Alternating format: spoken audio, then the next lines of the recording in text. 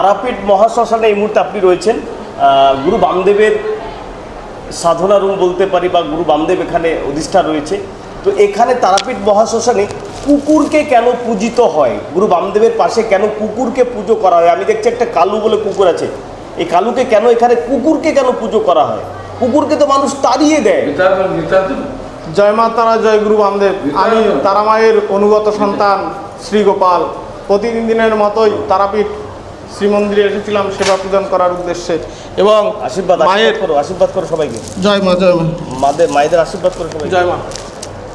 এবং এই মন্দিরে কুকুরকে কেন পুজো করা হয়? এই মন্দিরে গুরু বামদেবের সঙ্গে পূজিত হচ্ছেন কালু নামে একটি কুকুর। ভৈরব, তারাপীঠ ভৈরব বলা হয় গুরু বামদেবকে। এবং ভৈরবের যিনি সঙ্গী থাকেন তিনি একটা কালো কুকুর থাকেন।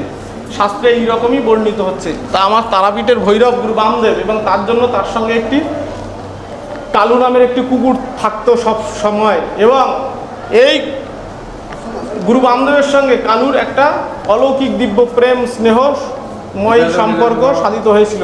গুরু বামদেবের যে দিব্য সময়ে তার মায়ের যে দেহত্যাগ হয়েছিল, সেই সময়ে গুরু বামদেব দ্বারকা নদীর এই প্রান্তে ছিলেন, এবং ওই প্রান্তে তখন ঝড় ঝন্ডা বিক্ষুব্ধ একটা গভীর বিদ্যুৎ চমক দিচ্ছে, এইরকম প্রবল বৃষ্টি হচ্ছে। এইরকম একটা মুহূর্তের মধ্যে দিয়ে গুরু বামদেব দর্শন করছেন যে ওই পারে কিছু মানুষ একত্রিত হচ্ছে এবং কিছু একটা করতে যাচ্ছে। তখন গুরু বামদেব এই প্রান্ত থেকে, দ্বারকা নদীর এই প্রান্ত থেকে হাঁক দিলেন, কে গা, ওখানে কি হচ্ছে? তখন সকলে বললেন যে গুরুদেব, আপনার মায়ের শেষ নিঃশ্বাস ত্যাগ হয়েছে, তাই আমরা এখানে পঞ্চতত্ত্বে লয় করতে আসছি। আর সেই সময় এত প্রবল বৃষ্টি, এত ঝঞ্ঝা বিক্ষুব্ধ পরিবেশ, সেই ঝঞ্ঝা বিক্ষুব্ধ পরিবেশের মধ্যে, সেই রকম পরিবেশের মধ্যে দিয়ে সমস্ত এত বিদ্যুৎ চমকাচ্ছে আর এত প্রবল হারে বৃষ্টি পড়ছে যে সবাই শ্মশান যাত্রীরা সরে গেলেন। আর গুরু বামদেব দ্বারকা নদী, খরস্রোতা দ্বারকা নদী, সেটাকে পার করে তখন নিজের জীবনের ঝুঁকি নিয়ে দ্বারকা নদী পার হয়ে মায়ের যেখানে দেহ রয়েছে সেই দেহের কাছে তিনি গেলেন। এই যে গুরু বামদেবের সঙ্গে কেন একটা কুকুর পূজিত হচ্ছে, সেই যে তত্ত্ব কথা বুঝবেন, যে এই যে গুরুদেব যখন তার মায়ের দেহ আনতে দ্বারকা নদীর ওপ্রান্তে গেলেন, খরস্রোতা নদীর মধ্যে, শ্মশান যাত্রীরা যখন ছন্ন বিচ্ছন্ন হয়ে সরে যাচ্ছে, সেই রকম সময় গুরু বামদেবের পিছু পিছু জীবনের উপেক্ষা করে যে ছুটে গিয়েছিল, সে ছিল এই কালু কুকুর। গুরু বামদেবের প্রতিটা অলৌকিক লীলার মধ্যে, গুরু বামদেবের প্রতিটা অলৌকিক লীলার মধ্যে যার প্রকৃষ্ট উপস্থিতি লক্ষ্য করা যায়, এবং যার দ্বারা গুরু বামদেব অলৌকিকত্ব সাধন করেছে তারাপীঠ মহাশ্মশানে, তিনি হলেন এই কালু কুকুর। এই কালু কুকুরের মধ্যে দিয়ে গুরু বামদেব যখন মায়ের শরীরকে নিয়ে আসলেন নিজে পিঠে বেঁধে এই তারাপীঠ মহাশ্মশানে, এবং পরবর্তীকালে শ্মশান ক্রিয়া সুসম্পন্ন করবার পরে বললেন যে তুমি যাও, সকলকে ছেড়ে দিয়ে আসো। এই কালু কুকুর পথ দেখে জীবনের উপেক্ষা করে সকল শ্মশান যাত্রীকে দিয়ে এসেছিলেন। এই যে দিব্যতা, গুরু বামদেবের জন্য নিজের জীবনকে সমর্পণ করে দেওয়া। শাস্ত্রে বলা হচ্ছে, বৈষ্ণব দ্বারের যদি হইতাম কুকুর, প্রসাদ দিয়া বাঁচাইতো বৈষ্ণব ঠাকুর। যদি বলা হচ্ছে এই যে জীবন, এই মানুষ্য জীবন লাভ করেও যদি আমি ভগবানকে বসতে না পারি, তাহলে হে ভগবান, হে তারামা, আমাকে একটা কুকুর জন্ম যদি দিতে তোমার এই ধামে, এই শক্তিপীঠ সিদ্ধপীঠের মধ্যে, আমি তোমার ভক্তদের সেবা করতাম, এবং ভক্তদের যে উচ্ছিষ্ট, সেই উচ্ছিষ্ট পান করে আমার জীবন সার্থক হতো।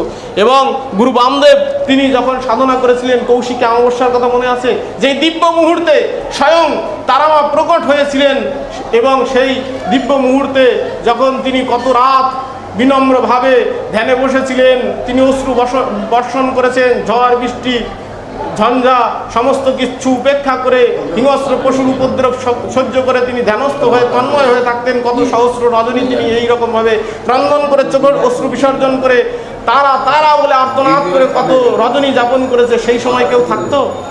সেই সময় এই নির্জন প্রকৃতি, এই তারাপীঠ মহাশ্মশানে কেউ থাকতো না। শুধুমাত্র তার সঙ্গে, গুরু বামদেবের সঙ্গে থাকতো একটা কালো কুকুর।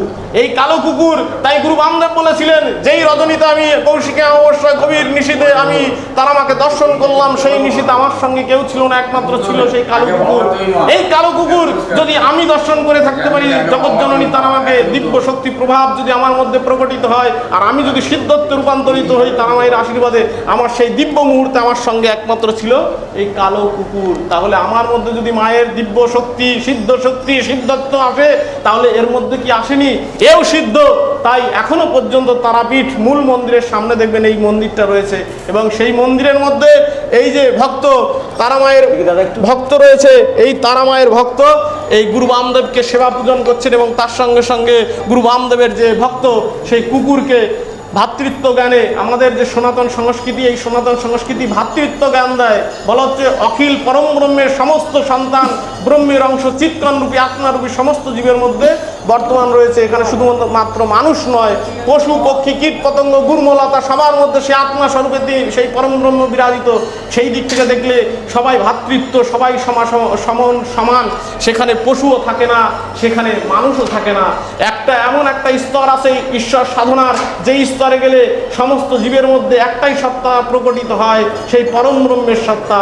সেই সত্তাকে দর্শন করেছিলেন বলেই গুরু বামদেব সিদ্ধ পুরুষ, এবং তিনি আদর্শ, এই সনাতন সংস্কৃতির যে আদর্শ আছে সেই আদর্শ পথ প্রদর্শন করবার জন্য তিনি এই কালো কুকুরকে সিদ্ধত্ব প্রদান করার কথা ভক্তমুখে প্রচার করেছিলেন। তাই আজ পর্যন্ত অদ্যাবধি সেই লীলা করে গোড়ায় কোনো ভাগ্যবান দেখিবারে পায়। এখনো পর্যন্ত এই কালো কুকুরকে কিন্তু পশু জ্ঞানে নয়, গুরু বামদেবের ভক্ত জ্ঞানে এখনো পর্যন্ত তারাপীঠ শ্রীমন্দিরের সঙ্গে লাগোয়া এই মন্দিরে পূজিত হচ্ছে।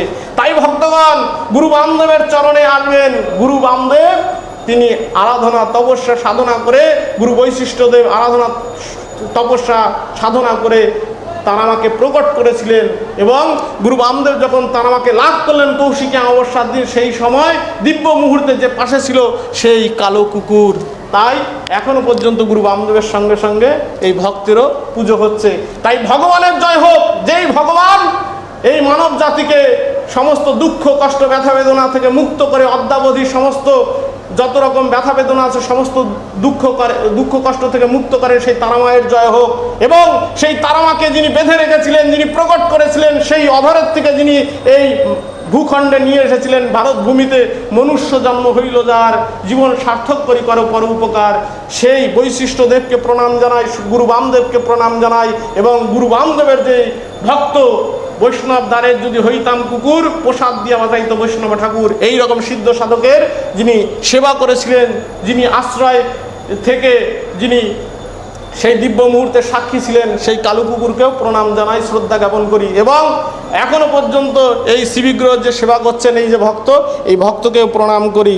এবং এই যে পথ, সনাতন সংস্কৃতির এই যে দিব্য পথ, এই দিব্য পথ আচরণ করেই এই যে মতাদর্শ, এটাকে আপনারা হৃদয়স্থ করেই সেই সৌভাতৃত্ব বিশ্বময় কুটুম্বকম, আমাদের এই যে পৃথিবীময় সমস্ত একটা পরিবার, একটা কুটুম, একটা আত্মীয়, একই সেই পরম ব্রহ্ম সত্তার আত্মাস্বরূপ সমস্ত জীবের মধ্যে বর্তমান। এই সৌভাতৃত্ববোধ জাগ্রত হোক, আমাদের মধ্যে সাম্য জাগ্রত হোক। তারামায়ের জয়, গুরু বামদেবের জয়। আমি শ্রী গোপাল তারাপীঠ মন্দিরে রয়েছি, তারামায়ের অনুগত সন্তান। সকলের মঙ্গল হোক, সবার জীবনে সুখ সমৃদ্ধি সম্পত্তিতে পরিপূর্ণ হয়ে উঠুক। তারামায়ের আশীর্বাদ আপনাদের সকলের উপর বর্ষিত। জয় মা তারা, জয় গুরু বামদেব।